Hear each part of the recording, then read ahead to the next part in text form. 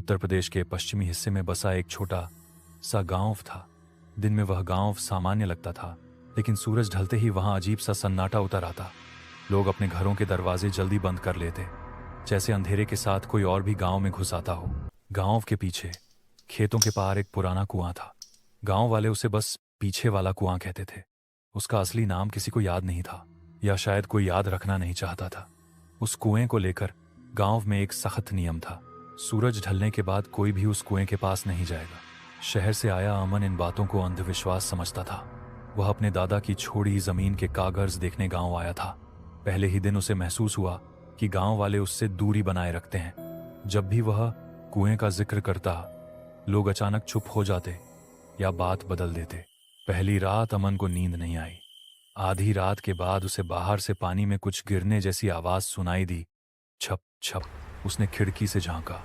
दूर अंधेरे में खेतों के पार कुएं के पास एक परछाई खड़ी थी, सफेद कपड़ों जैसी, लेकिन चेहरा दिखाई नहीं दे रहा था। अचानक वह परछाई कुएं में झुक गई। अमन का दिल जोर से धड़कने लगा। सुबह उसने गांव के एक बूढ़े से पूछा, रात कुएं के पास कौन था? बूढ़े के हाथ कांपने लगे। बेटा, उस कुएं से सवाल मत पूछो, वो सुन लेता है। अमन हंस दिया, लेकिन मन के किसी कोने में डर बैठ गया। अगली रात आवाज फिर आई। इस बार पानी की आवाज के साथ किसी के रोने जैसी सिसकियां भी थीं। अमन खुद को रोक नहीं पाया। वह टॉर्च लेकर कुएं की तरफ चल पड़ा। जैसे जैसे वह पास पहुंचा, हवा ठंडी होती गई। कुएं के पास पहुंचते ही टॉर्च अपने आप बंद हो गई। तभी पीछे से किसी की फुसफुसाहट सुनाई दी। तुम भी देखने आए हो? अमन पलटा। वहां कोई नहीं था। अचानक कुएं से आवाज आई, नीचे देखो। कांपते हाथों से अमन ने कुएं में झांका। वहां पानी नहीं था, सिर्फ गहरा अंधेरा, और उस अंधेरे में कई आंखें चमक रही थीं। तभी गांव के लोग मशालें लेकर वहां पहुंचे। उन्होंने अमन को खींचकर पीछे किया। एक आदमी रोते हुए बोला, इसी कुएं में सालों पहले कई बेगुनाहों को फेंक दिया गया था, सच दबाने के लिए। अमन ने घबराकर पूछा, किसका सच? गांव के प्रधान ने सिर झुका लिया। हम सबका। अचानक कुएं से तेज हंसी गूंजी। जमीन कांपने लगी। मशालें बुझ गईं। अंधेरे में किसी ने अमन का हाथ पकड़ लिया। अगली सुबह गांव वैसा ही था, शांत, लेकिन अमन गायब था। उसके बाद गांव में डर और गहरा हो गया। दिन में लोग सामान्य काम करते, लेकिन रात होते ही घरों में कैद हो जाते। बच्चे रोते तो माएं उनके मुंह पर हाथ रख देती, जैसे आवाज भी कुएं तक पहुंच सकती हो। तीसरी रात गांव का युवक दीपक कुएं के पास गया। उसे लगा शायद अमन लौट आया हो। तभी कुएं से धीमी आवाज आई, दीपक, पानी दे दो। वह आवाज अमन की थी। अगली सुबह कुएं के आसपास खुदी हुई मिट्टी मिली, जैसे कोई बाहर निकलने की कोशिश कर रहा हो।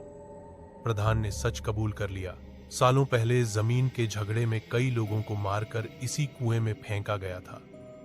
तब से यह कुआं उन सब की आवाजें लौटा रहा था। उसी रात बिजली चली गई।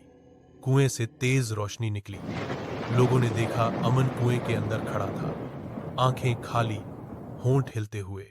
वह बोल नहीं रहा था, वह बुला रहा था। अचानक कई हाथ कुएं से बाहर निकले। जमीन हिलने लगी। प्रधान घुटनों पर बैठ गया। हमें माफ कर दो। तेज हवा चली। सब कुछ शांत हो गया। सुबह गांव वैसा ही था।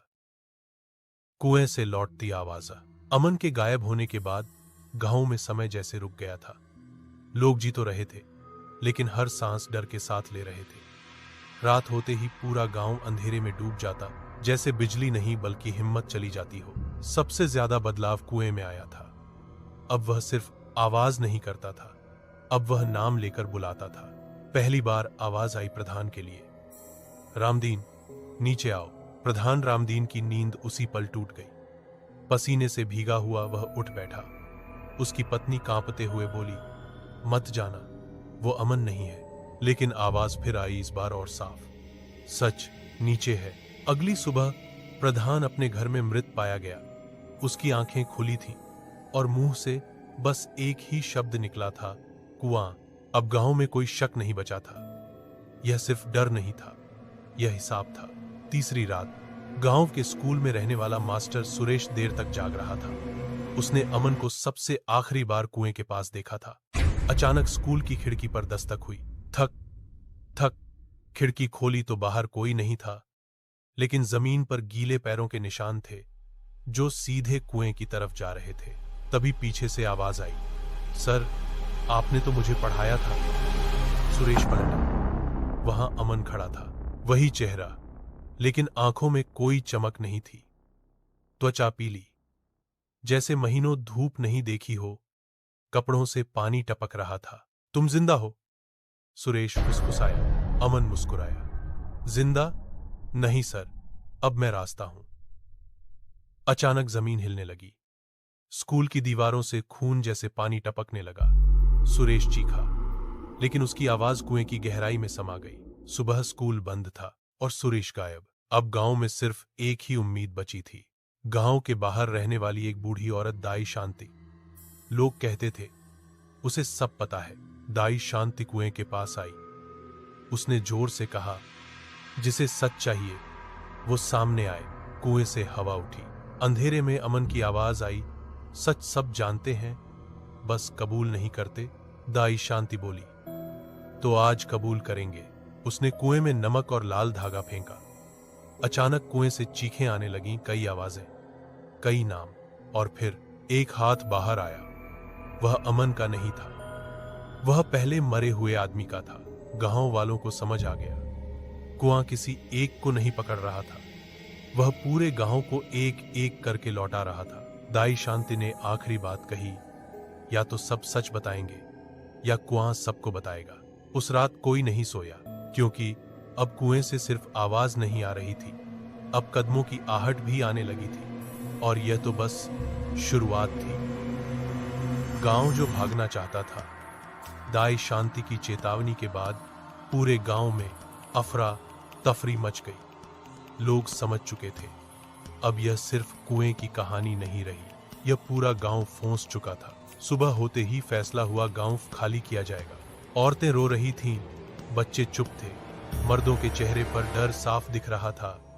ट्रैक्टर, बैलगाड़ियां, जो मिला उसी में सामान लादा गया। सबने तय किया सूरज ढलने से पहले गांव छोड़ देंगे। लेकिन जैसे ही पहला ट्रैक्टर गांव की सीमा पार करने लगा, धड़ाम, जमीन फट गई। पहियों के नीचे से कीचड़ और काले पानी का फव्वारा निकल पड़ा। ट्रैक्टर वहीं धंस गया, जैसे किसी ने नीचे से पकड़ लिया हो। तभी हवा में वही आवाज गूंजी, कोई नहीं जाएगा। सब पलटे। गांव के बीचों बीच पीपल के पेड़ के नीचे अमन खड़ा था। अब वह पहले जैसा नहीं दिखता था। उसकी आंखें पूरी तरह काली थीं और उसकी परछाई जमीन पर नहीं, पीछे की तरफ पड़ रही थी। दाई शांति आगे बढ़ी। अब तू क्या चाहता है बेटा? अमन की आवाज एक नहीं थी, उसमें कई आवाजें मिली हुई थी। सच, जो उस रात कुएं में दबा दिया गया था। गांव वालों की भीड़ में से एक आदमी कांपता हुआ आगे आया, हरिप्रसाद। उसका चेहरा पीला पड़ चुका था। मैं बताऊंगा। वह जमीन पर बैठ गया। उसने बताया, अमन ने उस रात गांव के एक पुराने कागजात देख लिए थे, जमीन के कागज, जिनसे पता चलता था कि कुआं और आधी जमीन गलत तरीके से हड़पी गई थी। अमन सच उजागर करने वाला था, इसलिए उसे कुएं में धक्का दे दिया गया। एक नहीं, 6 लोगों ने। भीड़ में सन्नाटा छा गया। जिनके नाम लिए गए उनके चेहरे उतर चुके थे। अमन ने धीरे से कहा, अब समझे क्यों कुआं जाग गया। बान। अचानक आसमान में काले बादल घिर आए। कुएं से पानी बाहर उफनने लगा। उसमें चेहरे दिख रहे थे, पुराने, सड़े हुए, गुस्से से भरे। दाई शांति चीखी, अगर अब भी सच छुपाया तो ये सब यहीं खत्म हो जाएगा। एक एक कर सारे गुनहगार टूट गए। उन्होंने सब कबूल किया, झूठ, जमीन, हत्या, लालच। जैसे ही आखिरी कबूलनामा हुआ, कुएं का पानी अचानक शांत हो गया। अमन ने आखिरी बार गांव को देखा। उसकी आंखों में अब गुस्सा नहीं था, सिर्फ थकान थी। अब ये गांव बचेगा, लेकिन मुझे याद रखेगा। धीरे धीरे उसका शरीर मिट्टी में घुलने लगा। हवा थम गई, बादल छोट गए, गांव बच गया। लेकिन आज भी उत्तर प्रदेश के उस गांव में कोई कुएं के पास नहीं जाता, क्योंकि कभी कभी आधी रात को अगर कोई झूठ बोल रहा हो तो कुएं से हल्की सी आवाज आती है। 10 साल बीत चुके थे, वही उत्तर प्रदेश का गांव, लेकिन अब सब कुछ बदला हुआ था। कुएं के चारों ओर लोहे की जाली लगा दी गई थी। पीपल का पेड़ सूख चुका था। पुराने लोग मर गए थे या गांव छोड़ चुके थे। नई पीढ़ी के बच्चे इस कहानी को बस डराने वाली बात मानते थे। लोग कहते ये सब पुरानी अफवाहें हैं, लेकिन गांव में एक नियम आज भी जिंदा था। सूरज ढलने के बाद कुएं के पास कोई नहीं जाता। उस साल शहर से एक लड़का आया, रोहन। वह हरिप्रसाद का पोता था। उसे अपने दादा के बारे में बहुत कुछ नहीं पता था, बस इतना कि गांव वाले उन्हें शक की नजर से देखते थे। रोहन को इन बातों पर हंसी आती थी। एक रात वह मोबाइल से वीडियो बनाने कुएं के पास पहुंच गया। आज सच पता चलेगा, उसने कैमरे की ओर कहा। हवा अचानक ठंडी हो गई। कुएं की जाली अपने आप कांपने लगी। रोहन ने हंसते हुए कहा, कोई आत्मा है तो सामने आओ। तभी छपाक, मोबाइल उसके हाथ से गिर गया। स्क्रीन पर एक चेहरा उभरा, अमन। रोहन पीछे गिर पड़ा। तू यहां क्यों आया? आवाज सीधे उसके दिमाग में गूंज रही थी। रोहन कांपते हुए बोला, मुझे कुछ नहीं पता, मैंने कुछ नहीं किया। अमन ने कहा, तूने नहीं, पर तेरे खून ने किया था। जमीन से काले हाथ निकलने लगे। कुएं के अंदर से वही दबे हुए चेहरे फिर दिखने लगे। रोहन चीख पड़ा, मैं सच सबको बता दूंगा। अचानक सब रुक गया। हवा थम गई। अमन का चेहरा शांत हो गया। अगर सच दबेगा तो ये गांव फिर जागेगा। सुबह रोहन पूरे गांव को सब बता चुका था। अपने दादा का गुनाह, जमीन की चोरी, हत्या। सरकार आई, जांच हुई, जमीन वापस सही मालिकों को मिली। कुआं हमेशा के लिए बंद कर दिया गया। सरकारी जांच पूरी होने के बाद गांव में शांति लौट आई थी। जमीन के कागज सही हाथों में थे। दोषियों के नाम सरकारी रिकॉर्ड में दर्ज हो चुके थे। कुआं मिट्टी और पत्थरों से हमेशा के लिए बंद कर दिया गया था। गांव वालों को लगा अब सब खत्म हो गया, लेकिन दाई शांति जानती थी अमन अभी मुक्त नहीं हुआ है। एक रात वह अकेली कुएं की जगह पहुंची। अब वहां सिर्फ एक मिट्टी का टीला था। चांद आधा था और हवा बिल्कुल स्थिर। दाई शांति ने दिया जलाया और धीमे से बोली, बेटा, सच बाहर आ गया। अब जा, जहां तेरा मन हो। मिट्टी हल्के से हिली। हवा में एक जानी पहचानी खुशबू फैल गई, गीली मिट्टी की, जैसी बारिश के बाद आती है। तभी अमन की आवाज आई। इस बार डरावनी नहीं, बहुत हल्की और शांत। दाई, अब बोझ नहीं रहा। एक हल्की रोशनी मिट्टी से उठी। उसमें अमन का चेहरा साफ दिखा, मुस्कुराता हुआ। मासूम, गांव बचेगा? दाई शांति ने पूछा। हाँ, क्योंकि अब झूठ यहां टिक नहीं पाएगा। धीरे धीरे रोशनी आसमान में घुल गई। उस रात पहली बार गांव में बिना डर की नींद आई। समय बीतता गया। जहां कुआं था वहां अब एक छोटा सा सत्य स्मृति स्थल बना है। बच्चे वहां खेलते हैं, बुजुर्ग बैठते हैं।